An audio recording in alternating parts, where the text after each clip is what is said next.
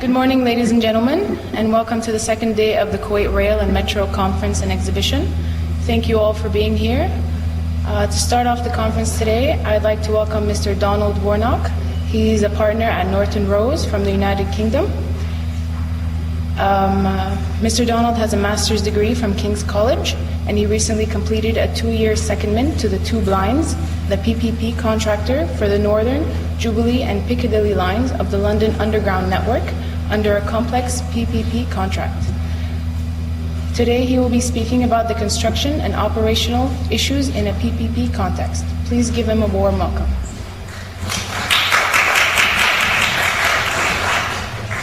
Good morning, ladies and gentlemen.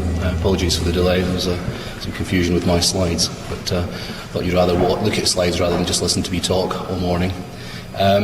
My name's Donald Warnock. I'm a partner in Norton Rose Construction and Engineering practice in London, although I regularly work out in the Middle East. A little bit about my background. I've advised pretty much all of the rail industry in the UK, including Railtrack, Network Rail, Jarvis, Mitsubishi, investing in rail in the UK. More recently, Chiltern Rail, their upgrade of the Birmingham to London line, including new stations, signalling and track. 2 consortia working on the Crossrail project as we speak, and more recently Tube Lines Limited, who were recently acquired by Transport for London. I was seconded for a period of 3 months originally to Tube Lines, who are the PPP contractor under the LUL PPP contract, to cover the head of legal role in the absence of the then head of legal. That 3 month secondment ended up being a 2-year secondment as General Counsel, so I've got a fairly broad experience in the rail industry, not just on legal issues but also commercial issues, and seeing it from the private sector side, with Bechtel and Ferrovial being the shareholders of Tube Lines, and then from the public sector side, Tube Lines being acquired by Transport for London earlier last year. And we're still giving advice to the company, not only on the PPP structure, which still exists, but also on its downstream issues with its supply chain, including its rolling stock providers, its signalling providers, station upgrades and modernisation, and track maintenance. So that's my background. It's been a fascinating review that I've carried out of the Middle East. Seeing the investment going into rail and the commitment of each of the member states of the GCC. I'm particularly interested in metros because of my background, but also the GCC rail network itself provides a great opportunity to develop the region and encourage greater use of freight, which I think is fundamental, and not only passenger services. I was misquoted in the Gulf Times yesterday. I gave a talk at the Society of Construction Law in Qatar, where I came to the conclusion, the journalist quoted me as coming to the conclusion that there should be a top-down review by the GCC rail investigation, i.e. they're looking at setting up some sort of authority to look at the rail networks across the states and how they work together and become interoperable. I think the misquote was that I thought that there should be a top-down review, which is what we've got in Europe, to develop the infrastructure, make sure the rolling stock works on all of the different lines. I think the answer here is a bottom-up approach. It should certainly start at ground roots, because you haven't got existing developed rail infrastructure, so you've got a great opportunity now to actually start off in the right place. Unlike Europe, that has to try to sort of mesh things together, make sure Eastern Europe rolling stock and networks work with Central Europe and the UK. So very much advocate a bottom-up approach, and that needs some sort of central authority to manage the coordination and also ensure that there's a standard approach to everything. So standardisation is absolutely fundamental. And hopefully that will come to fruition. Okay, I won't bore you with the details because you know this already. These are the 2 main projects. Of interest, Some of the lines are going to be tendered separately, so it'll be interesting to hear more about how that's going to be done in a PPP context and perhaps some of the interface issues that they're going to be faced with. But we are looking at PPP, very different to the approach that's been taken in the UAE and in Qatar, when they're looking at traditional EPC procurement. Not entirely sure which is the best route to go down. I think there's advocates on both sides, and that's certainly the case in the UK as well, Crossrail being let on a typical EPC basis, but a lot of our light rail schemes, successful schemes, have been on a PPP basis.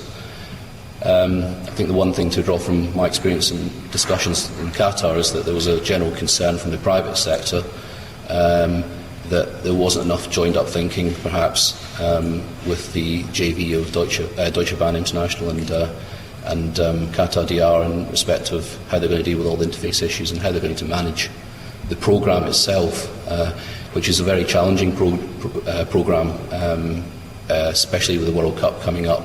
So there's political will there, and things need to start moving fairly quickly in order to meet some of those deadlines. What I've set out here is a typical PPP structure, which we have for rail schemes. You can see the authority there, that the shareholders and the lenders obviously have an interest in the SPV. Then at the bottom there you've got the building contractor and the O&M contractor. That's your traditional approach. In respect of some airport projects, the O&M phase sits with the SPV rather than as subcontracted.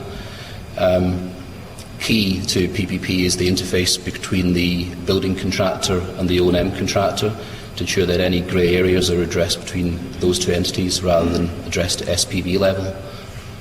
I think the key difference that you have in Kuwait is the equity stake by the government, proposed to be a 10% equity stake in the SPV, which is not the typical structure that you have, certainly in the UK or in Europe, but is quite common in relation to LNG projects in UAE. I thought I'd just touch on, I guess, the key principles of PPP. The whole point of having PPP is to have a special purpose vehicle, people with expertise that can deliver, managing the construction and operation of the rail project. That's in essence what you're buying, expertise. The SPV obviously enters into a number of contracts, principally the construction contract and O&M contract, and they look ideally to pass as much risk as they possibly can down to their contractor and O&M contractor, and certainly to avoid any mismatch. The two key principal risks of the SPV are construction delay and poor performance of the O&M contractor. Construction delay leads to delay to payments, handover delayed, and therefore less income stream, a threat to meet the debt repayments, and then ultimately the level of return for the sponsors might be affected. Poor performance for the O&M contractor is judged by key performance indicators, usually a threshold that one would expect the O&M contractor to reach, and if he doesn't reach that threshold, then he may suffer abatements. How do you manage that risk? Well, you try and involve the contractors early on in relation to the heads of terms to make sure that they buy into the whole process and accept the risk that will be flowed down to them. You ensure that there's tighter time periods in your relationship with your supply chain. It's very often the case that there's a condition precedent clause in this SPV agreement with the authority, the project agreement. Condition precedent clauses in essence mean if you don't do something by prescribed time, then you lose the right to actually claim time and money.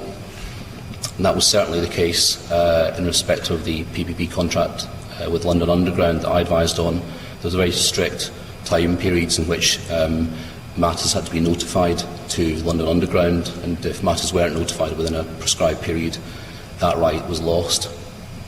And that's a good thing for the state to have, because it encourages good project management, it allows you to manage budgets, and it avoids any wrap-up deals that contractors try to do at the end of a prescribed period. So I just advise to watch out for those if you're the contractor, but ensure that they are in the drafting if you're the estate. Equivalent project relief, in essence, the contractor and O&M contractor will seek to get the same reliefs that the SPV gets under the project agreement. So it will be pass-through risk, and things that will be included within equivalent project relief will be relief events where there's no fault, compensation events where, for example, there's a government breach that the SPV will be entitled to time and money, and that right will be passed down to the contractor, and force majeure events, again, where neither party's at fault. The SPV, if it's over a prolonged period of time, for example years, then there might be a long stop date where the SPV could potentially terminate, but that right's generally not passed down to the contractor, although it's sought to be negotiated.